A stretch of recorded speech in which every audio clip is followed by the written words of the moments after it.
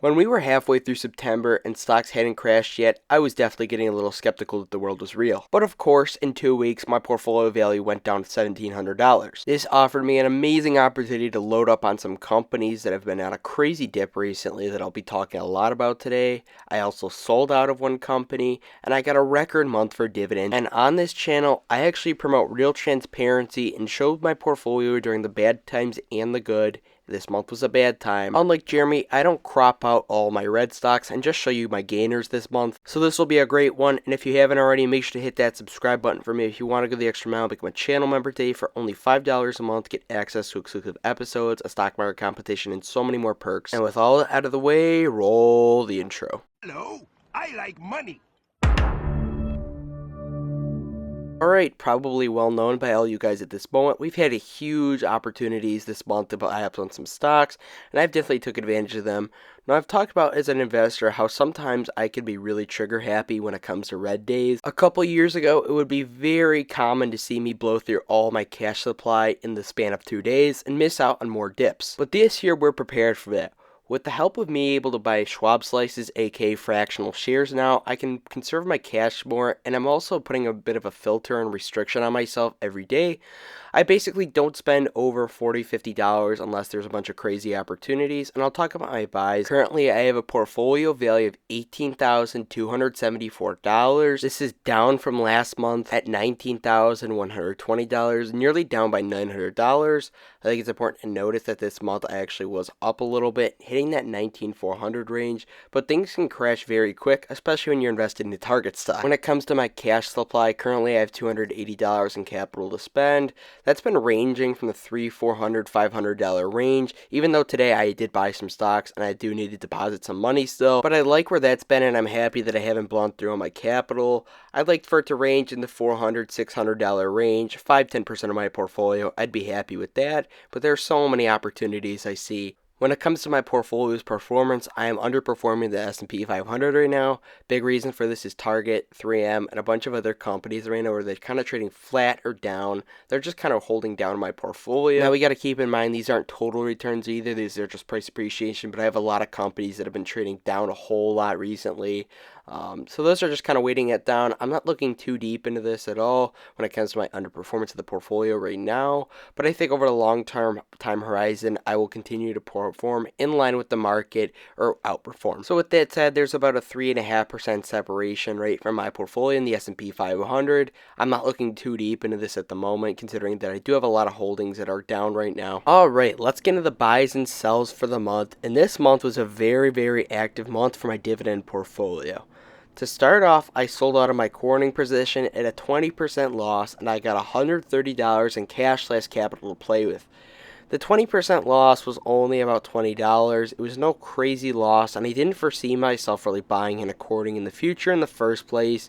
I fell into the diversification trap. It's an okay company, and I just don't really foresee myself owning it for the rest of my life, and I have no crazy bull faces to add anymore, so I just sold out of the position and used the cash to build up my core positions, hopefully in the portfolio. With this cash, I just kind of let it sit in my portfolio. I didn't immediately put it in any company. I just kind of waited for the dip that eventually happened, as it typically does in September.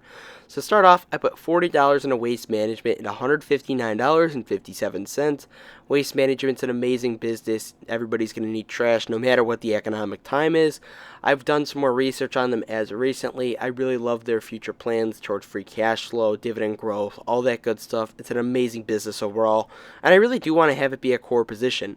Now, there has been some valuation concerns as they do trade at a pretty high PE, but looking historically, they do trade at a pretty high PE ratio, and if you look at some valuation metrics, it appears they may be in a fair range right now. With them being on a bit of a dip as of recently, I've been picking some up. I put $40 in waste management at $159.57. Next, I put $35 into everybody's favorite coffee compounder, which is, of course, Starbucks, stock ticker SPUX.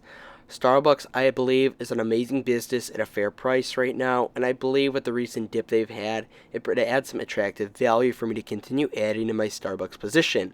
Starbucks is a bit of a core holding in my portfolio, making up 7-8% of my portfolio at the moment. I'd love for it to be in that 10% range with Microsoft, Apple, etc. Starbucks is an amazing business, and I was lucky to get a share at $96.38 below $97 earlier in the month. Next, I put $30 in the Target at $119.55. I've talked about Target a whole lot on this channel already. I believe Target, over the long term, at these prices, I'm going to get a really good return with it. I don't believe it's the greatest retailer. I don't believe it's the best business model. With that said, though, I think it's a good company trading at a great valuation, and I think I'm going to get a solid total return over the long term. I've done my research on the company. My investment thesis hasn't changed from the day I've bought. I'm deep on it right now. I'm going to continue adding more as long as nothing changes fundamentally with the business. Every day this month, it felt like Target was down 2 or 3%, and I'm just continuing to ride this dip. I am being a little more patient with how aggressive I am deploying my capital in this position, as I am realizing this dip could be for a while. With that said, though, I bought some Target at $119.55. Next, I put $25 more into Starbucks as they continue to dip at $94.50. Then I saw UNP go on a bit of a dip at $210.09, and I put $25 into UNP. UNP is an amazing railroad business, very high barrier to entry. I've done my investment research on this company, and I really like it for the long term, and I think I got it at a good value at $210. With that said, it's trading in the 200s right now. I'm going to probably add more soon if they go on a crazy dip. Next, I put $25 into Nike at $91.69. Wink, wink. I think this is a really good price for Nike. They just reported earnings and they were up about 6% today. I like Nike in the 91 below 90s range. I think that's a really good price for the company, especially how it historically trades really high when it comes to valuation. I'm going to continue adding to Nike most likely. They're an amazing business when you look at them financially. They have one of the strongest brands in the world, and they're one of the only companies in the world that can sell a $25 shoe, put a Nike logo on it, and sell it for $250, and people still buying it. I don't think Crocs is doing that. Next, I put $25 in a Kroger at $45.69. Another wink wink. Kroger, it's another company. It went on a bit of a dip, and I just added a little bit to my position and got my toes more into Kroger. I'd like for it to be in that, 5, 6, 7% range of my portfolio. I don't know 100% if I want to have it be a core holding, but I'm very happy with my Kroger position right now, even though everybody in the Discord link in the description is saying that it's mid. I bet $30 more into Target at $114.22. Just continue to ride this dip. I put $40 in a Visa, which I was happy to get at $240.74. Visa is such an amazing business. I can't say enough good things about the company, and I was happy to get this at a fair price, in my opinion. Then I put $25 into Realty Income. I hadn't added to Realty Income on this dip whatsoever that they've been having, this long dip. I did make a video on it. You guys could check that out. But Realty Income, I just figured I'd get some REIT exposure with my next buy, which is $25 in Avicii at $29.64. REITs have been getting smoked overall recently, so I put $50, $25 into Realty Income, and $25 in Avicii. I'm happy with those buys for sure. Then I put $25 into Visa at a really good price at $230.34. If Visa stays at these prices or even goes lower, I'm going to be loading up, guys.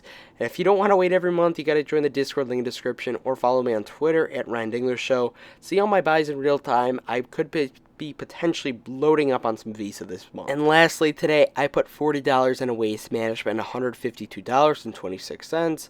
I got this pretty much $7 below what I paid earlier this month, so I'm happy to add more Waste Management as they continue falling. Overall, though, this month I was very happy with some of the companies that I got to add to.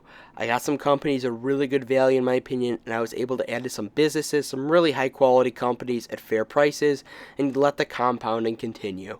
This month, I was very happy with my buys, and I was very happy with how patient I was as well with my cash, and the fact that I still have some cash stored up, and I plan to have even more, especially if you smash the like button and subscribe for AdSense.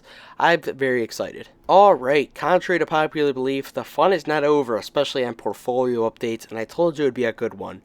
This month, as typically with September, December, March, and June, are crazy months when it comes to my dividend income. So for some reason, all my companies pay out pretty much in these months. I'm very happy that I got a lot of companies that paid out this month that I could reinvest back at these good prices, in my opinion.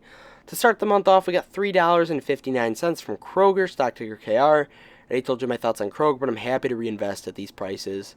Then I got $1.94 from Visa.